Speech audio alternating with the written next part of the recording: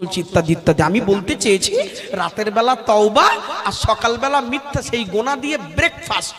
তো এরকম first class চিটিংবাজ আমরা কজন আছি? প্রথমে আমি আছি, আপনারা কেউ আছেন? আমার বয়স 35, কতবার তওবা করলাম আল্লাহই ভালো জানে। কতবার তওবা, যত মাহফিল করেছি সবাইকে তওবা করেছি, আমি নিজেও তওবা করেছি, গোপনে গোপনে তওবা করেছি, আপনারাও করেছেন। আপনি আমার কাছে 3000 টাকা পাবেন, আপনি আমার বিশ্বাস করেন, ও আমাদের এলাকায় এসেছিল মৌলানা রুস্তম আলী ভাই, খুব ভালো মানুষ, খারাপ না, 3000 টাকা চেয়েছে, লেনদেন ভালো, সম্পর্ক ভালো, দিলেন। আপনি সামনে জুম্মায় দেবার কথা, আপনাকে ফোন করলেন, ভাই সামনের জুম্মায় দিবেন বলে মিসিং হয়ে গেছে, সামনের জুম্মায় দেবেন। ফের সামনের জুম্মা আবার ফোন করছি, ভাই টাকাটা, ভাই মিসিং হয়ে গেছে, সামনের জুম্মায় দেবো। ফের আবার ফোন, মৌলানা টাকাটা দিলেন না তো, ফের জুম্মায় আবার ওই একই কথা বললাম। চতুর্থ জুম্মায় গিয়ে আর মৌলানা বলবে? ভাই আর সম্মান করে যা জানা আছে তা বলবে না, একদম ফার্স্ট ক্লাস ভাবে যা জানা আছে তাই বলবে না, ক থেকে চন্দ্রবিন্দু চাঁদ পর্যন্ত যা জানা আছে। আর মার্কেটে পেলে তো বেউজ্জিত ঝর্ণা ধরিয়ে দেবে। কথা বোঝা গেল? 3 বার ওয়াদা খেলাপ করাতে উনি যদি আমার উপর এত রেগে যান, এবারে বুঝুন তো এইরকম চিটিং মালিকের সাথে আমি আপনি কতবার করলাম। কথা বোঝা গেল না? অনুরোধ করছি বাবা, আমি বোঝাবার জন্য এসেছি, আমি বোঝাবার জন্য এসেছি, আর আপনাদের বোঝাতে বোঝাতে যেন আমার বুঝটা আসে। দোয়া করুন আপনাদের বোঝাতে বোঝাতে আমার বুঝটা আসে, আর আমি এসেছি বোঝাবার জন্য। তার কারণ একটা কথা মনে যায় জালালউদ্দিন রুমির, বলছে বলকে দেওয়ালের গায়ে ছুঁড়ে মারলে বলটা নিজের দিকে চলে আসে, এটা ইমানের কথা। ইমানের দাওয়াত কাউকে ছুঁড়ে দিলে নিজের দিকে চলে আসে, এটার জন্য বলছি। ঠিক সেম টিউ, এটা মসজিদ না? 5 ওয়াক্ত নামাজের জন্য একজন ব্যক্তি 5 বেলা আমাদের একটু ডিস্টার্ব করে নাকি? ভোরবেলা খুব করে। হাইয়া আলাস সালাত,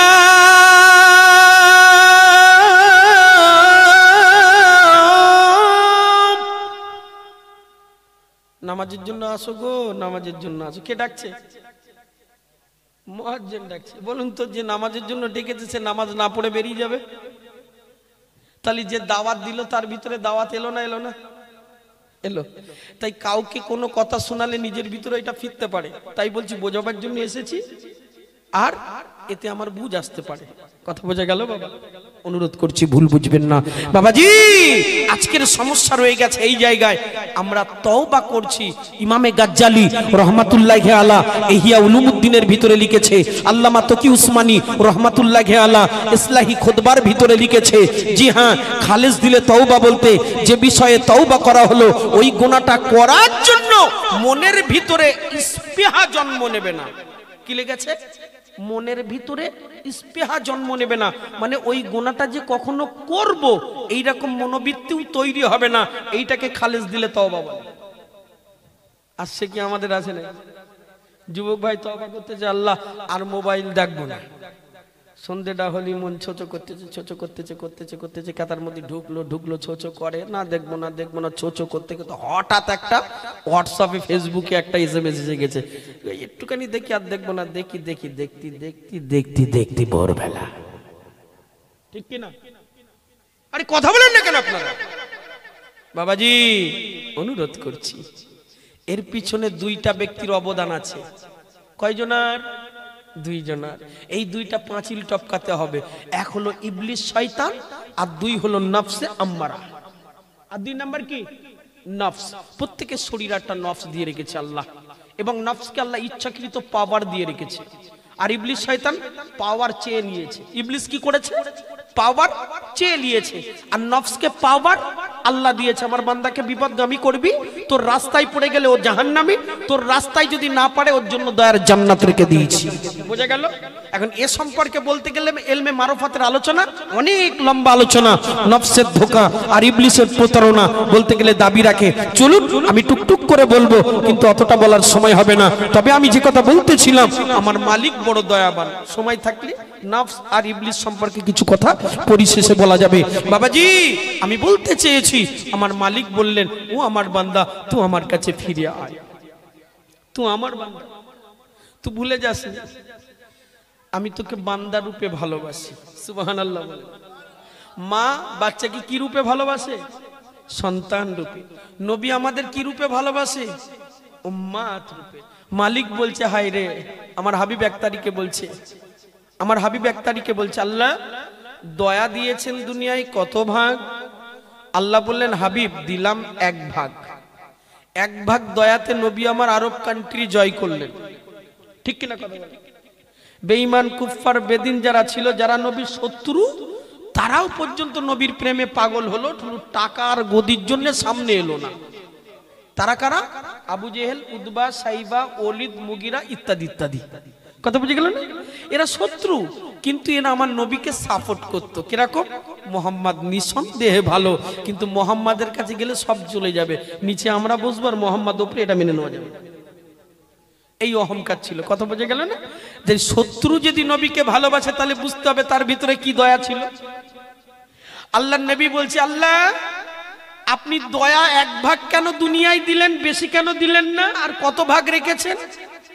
হাবিব 99 ভাগ রেখেছি আর এক ভাগ দিয়েছি। আল্লাহ কেন রেখেছে? আরো তো কিছু দিতে পারতেন। আমার আল্লাহ বলছে, ও হাবিবে পিয়ারা, এক ভাগ দয়া আপনাকে দিয়েছি, তা আপনি আপনার উম্মতের ভিতরে বাঁটোয়ারা করেছেন।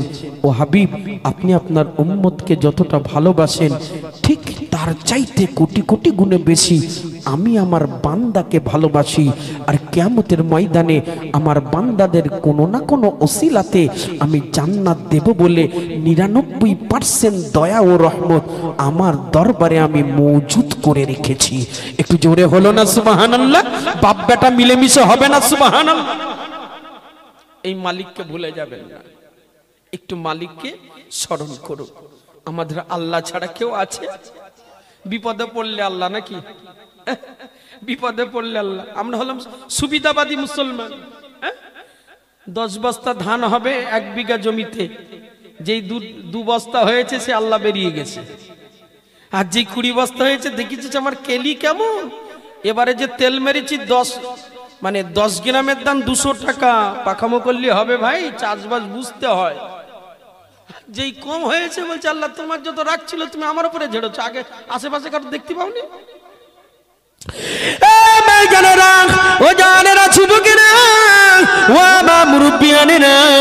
গভীরভাবে মনোযোগ।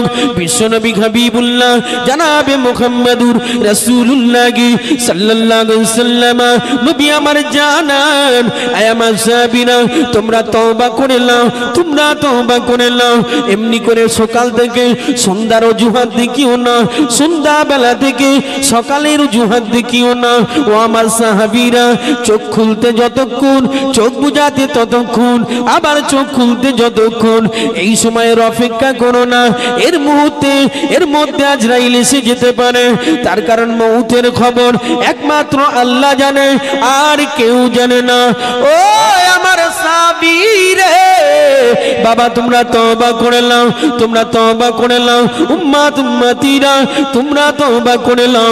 আল্লাহ আমার আল্লাহ তার বান্দাকে তিনি বান্দা হিসাবে ভালোবাসেন, তিনি তার বান্দাকে ক্ষমা করবেন। আমার আল্লাহ বলে দিলেন, ও হাবিব, ও হাবিব, ওদেরকে বলে দেন, ওরা যদি একবার তওবা করে আবার গুনাহ করে, দুবার তওবা করে আবার গুনাহ করে, 1000 বার তওবা করে ফের গুনাহ করে, 2000 বার গুনাহ করে ফের তওবা করে, আবার লক্ষ লক্ষ বার তওবা করলো ফের গুনাহ করলো, কোটি কোটি বার তওবা করলো ফের গুনাহ করলো। ও হাবিব, ওদেরকে আপনি জানিয়ে দেন, ওদের ইন্তেকালের শেষ মুহূর্ত পর্যন্ত আমি আল্লাহ ওদের সময় দিলাম। জোরে বলে, ওরা যদি শেষ বয়সেও ফিরে আসে, তবে ডাক কলবের ঘর থেকে হওয়া উচিত। কোথা থেকে? কলবের ঘর থেকে। কথা বোঝা গেল? ছোট্ট একটা রেফারেন্স এইখানটায় দেবো, মনোযোগ। হযরত আলী মুর্তজা বলছে, আমি যুদ্ধ করতেছিলাম। আলী মুর্তজা বলছে, আমি যুদ্ধ করতেছিলাম, পক্ষ বিপক্ষে যুদ্ধ হচ্ছে। আমার তরবারির নিচে এক কাফের পড়ে গেছে। আমার তরবারির নিচে এক কাফের পড়ে গেছে, তার হাতে অস্ত্র নেই, একটু আগে সুযোগ পেলে আমার ধর থেকে মাথা আলাদা করে দিত। ও এখন নিরস্ত্র অবস্থায় আমার তরবারি নিচ্ছে, যে আমি মারতে যাব সেই বলছে লা ইলাহা ইল্লাল্লাহ মুহাম্মাদুর রাসূলুল্লাহ। তাহলে কলেমাকে ঢাল করলো না? আরে কথা বলেন না কেন? কলেমাকে ঢাল করলো। আলী মুর্তজারও ঠিক একই কথা মনে হলো, যে তুই তো একটু আগে সুযোগ পেলে আমারে দিতিস শহীদ করে, এখন আমি সুযোগ পেলাম আর তুই কলেমা পড়ে নিচ্ছি। আলী মুর্তজা বিষয়টা এরকম ভাবে নিয়ে ওর ধর থেকে মাথাটা আলাদা করে দিয়েছে। আল্লাহ নবীর সামনে গিয়ে পুরো ঘটনাটা খুলে বললেন। আমার নবী বললেন, ও বাবা আলী মুর্তজা, ওই যে কাফেরটা তোমার তরবারির নিচে পড়ে গেছে আর ও কলেমা পড়েছে, তুমি মনে করেছো কলেমাকে ঢাল করেছে, কিন্তু না বাবা, ও কলবের ঘর থেকে ডাক দিয়েছে, আল্লাহকে কবুল করেছে আর ও শহীদের দরজা পেয়েছে। একটু সুবহানাল্লাহ বলেন। কথা বোঝা গেল না? গেল না? অনুরোধ। তাই বলে আপনি যেন আবার অপেক্ষা করেন না। দাদু বেঁচেছে 90, আব্বা বেঁচেছে 80, আমি তো মিনিমাম 70, এখন 40, 29 বছর চুটিয়ে চালিয়ে যাই, 1 বছরে পুরো কামাল করে দেবো। তার কারণ মৌতের গ্যারান্টি তো কারোর হাতে দেওয়া আছে। এই ভুলটা করবেন না। চলুন একটু বোঝার চেষ্টা করুন, চলুন টুকটুক করে এগিয়ে যাব।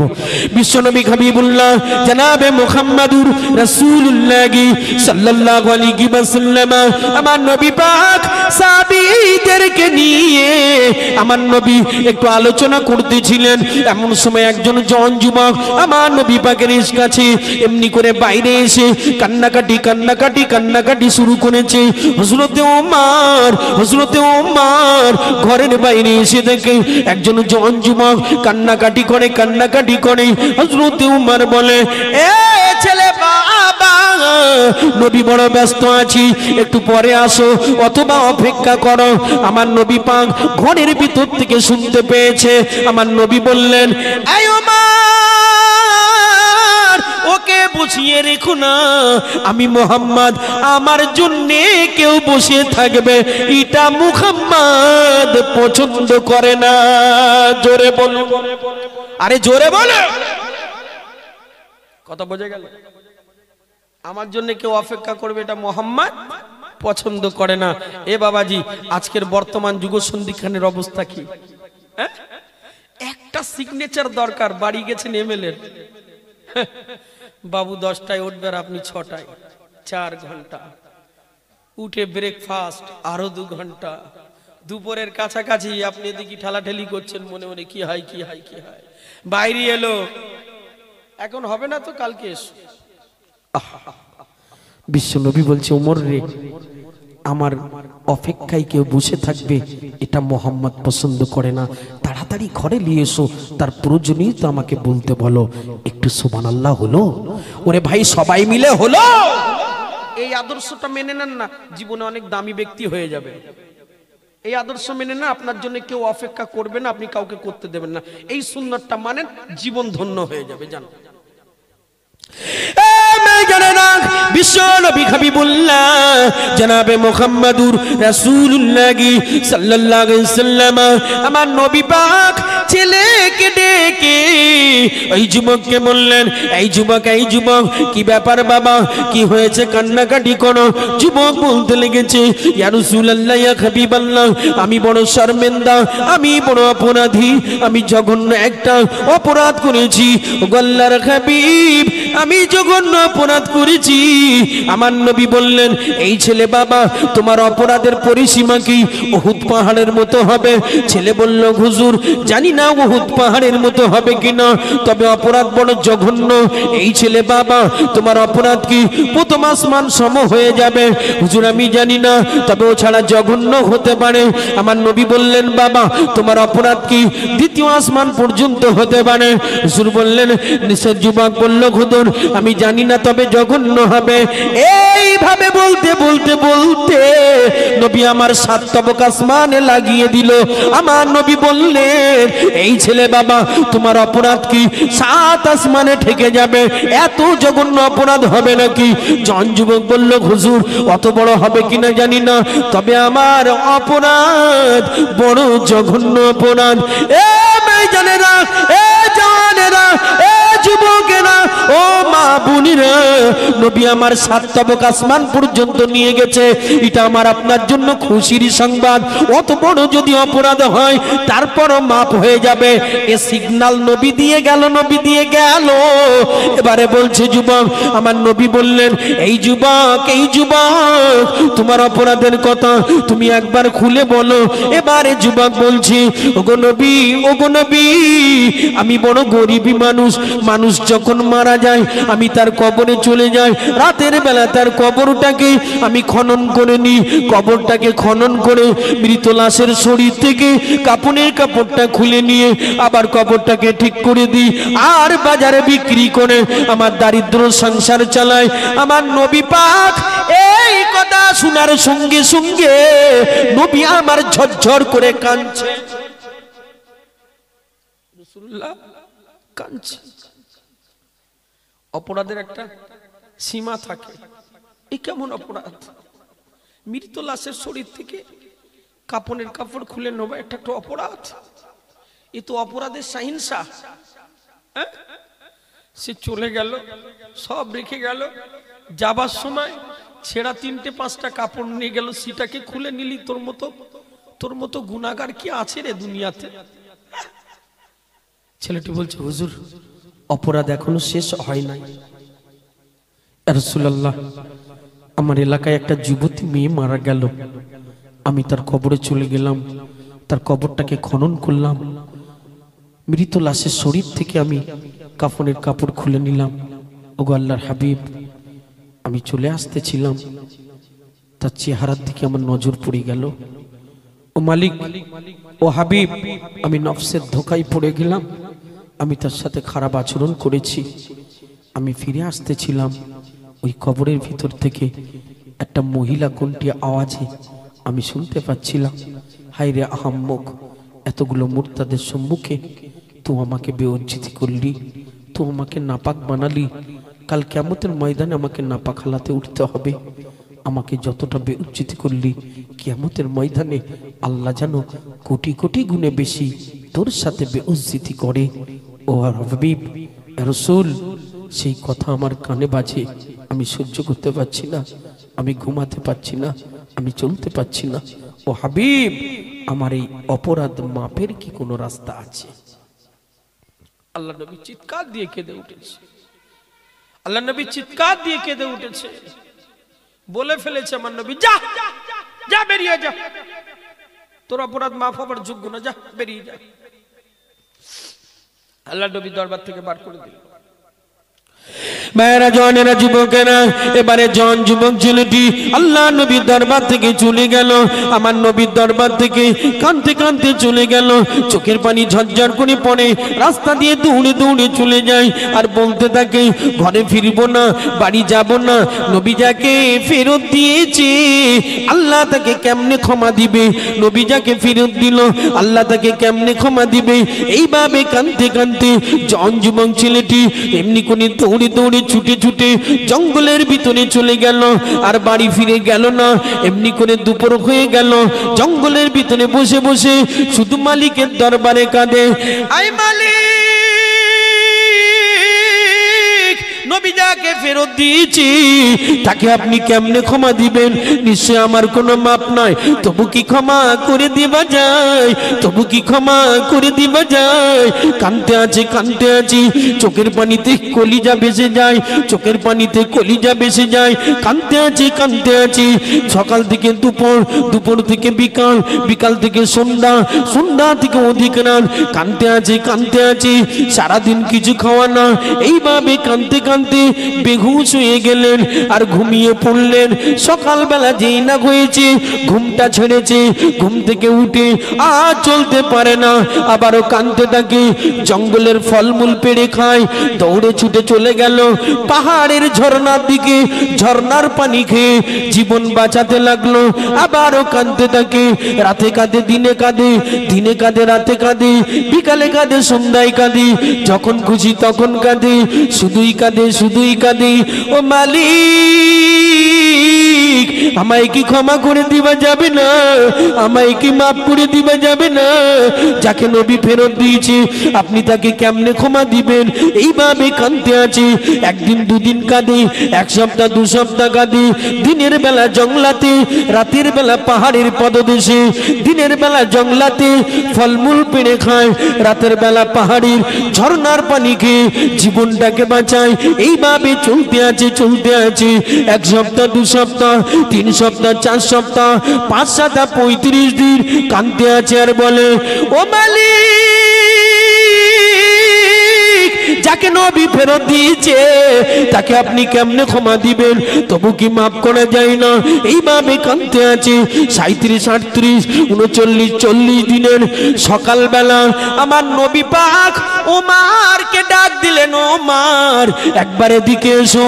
এই ওমর, এই ওমর, তুমি কি বলতে পারো যে জওয়ান যুবক ছেলেটিকে আমার দরবার থেকে বার করে দিয়েছিলাম, তাড়িয়ে দিয়েছিলাম? এই ওমর, এই ওমর, তুমি কি বলতে পারো সেই জওয়ান যুবক কোথায় আছে, কোথায় আছে? ওই সময় ওমর বললেন, হুজুর আমি জানি না, তবে আপনি যদি বলেন আমি চেষ্টা করতে পারি কোথায় আছে খুঁজে বার করার। আপনি দোয়া করুন। আল্লাহ নবী বললেন, ওমর কোনো কথা শুনবো না, ওই ছেলেকে খুঁজে বার করো। আল্লাহ নবীর সাহাবী, ইসলাম জানের দ্বিতীয় খলিফা হযরত ওমর ফারুক দৌড়ে ছুটে বেরিয়ে গেলেন। এমনি করে রাস্তা দিয়ে দৌড়ে দৌড়ে যেতে আছে। এলাকাবাসীকে জিজ্ঞাসা করি, আপনারা কি বলতে পারেন, বলতে পারেন এমন নামে একজন ব্যক্তি, এইরকম তার চেহারা, এইরকম তার হাইট, এই নামে ব্যক্তিকে কি দেখেছেন? কেউ বলে দেখি নাই, দেখি নাই। সবাই বলে দেখি নাই, দেখি নাই।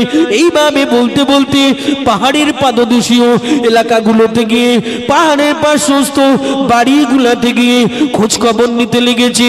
ওইখানে তারা বলে, এই ওমর, দেখি নাই, দেখি নাই, দেখি নাই।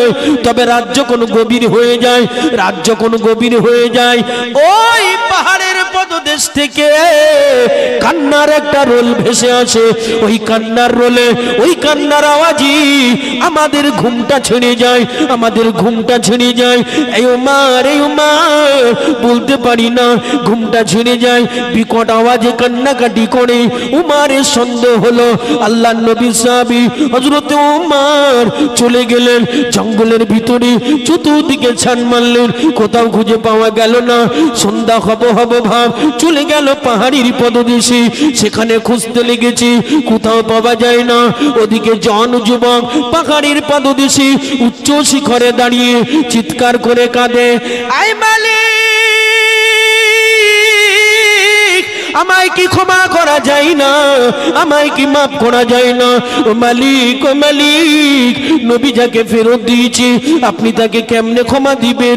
নবী যাকে ফেরত দিয়েছি আপনি তাকে কেমনে ক্ষমা দিবেন? তবে যদি মাফ করে দেওয়া যায় একটু ক্ষমা করে দেন আল্লাহ। এই 40 রাত 40 দিন আপনার কাছে কাঁদতেছি। ও মালিক, ক্ষমা যদি না করেন আসমান থেকে পাথর বর্ষণ করেন, আমাকে জ্বালিয়ে দেন, আমাকে পুড়িয়ে দেন। ও মালিক, আসমান থেকে আগুন বর্ষণ করেন, আমাকে জ্বালিয়ে দেন, আমাকে পুড়িয়ে দেন। পাথর বর্ষণ করে আমাকে ধ্বংস করে দেন। ও মালিক, মন কখনো বলে এইখান থেকে লাফিয়ে পড়বো, নিজের জানটাকে বার করে দেব, কিন্তু এটা আত্মহত্যা, এটা আর একটা গুনাহ, আর নতুন করে গুনাহ করতে চাই না। ও মালিক, হয় ক্ষমা করে দেন, নতুবা পাহাড় থেকে আগুন, আসমান থেকে আগুন, অথবা পাথর বর্ষণ করে আমাকে ধ্বংস করে দেন। এইভাবে কাঁদতে আছে, কাঁদতে আছি।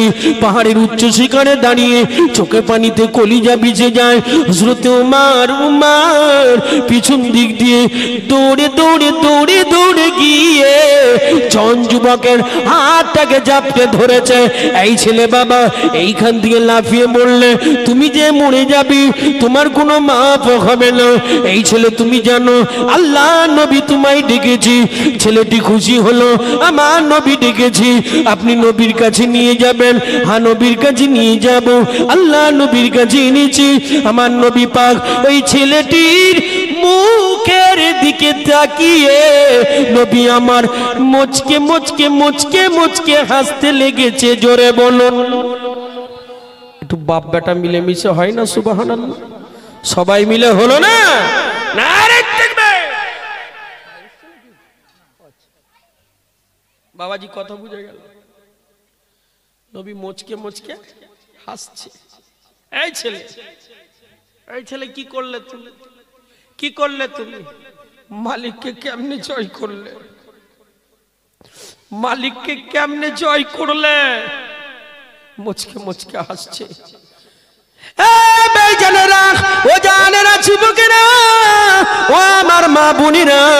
গভীর ভাবে মনোযোগ, আমার নবী বলতে লেগেছি, ও ছেলে আল্লাহ পাক আল্লাহ তাআলা আমাকে বলছি, ও হাবিব ওই জন যুবক কঠিন অপরাধী, আমি আল্লাহ তাকে মাফ করে দিয়েছি। ও কলবের ঘর থেকে ডেকেছি, অন্তর থেকে ডেকেছি, ও হাবিব ওর চোখের পানি আমি আল্লাহ বড় পছন্দ করেছি। ও হাবিব আমি যাকে মাফ করে দিলাম তাকে আপনি কি মাফ করতে পারেন না? পারেন না। আমার নবী বললেন, ও আল্লাহ পাক, আপনি যাকে মাফ করে দিয়েছেন আমি রাসূলুল্লাহ আমিও তাকে মাফ করে দিলাম। একটু জোরে বলে দরুদ আল্লাহুম্মা।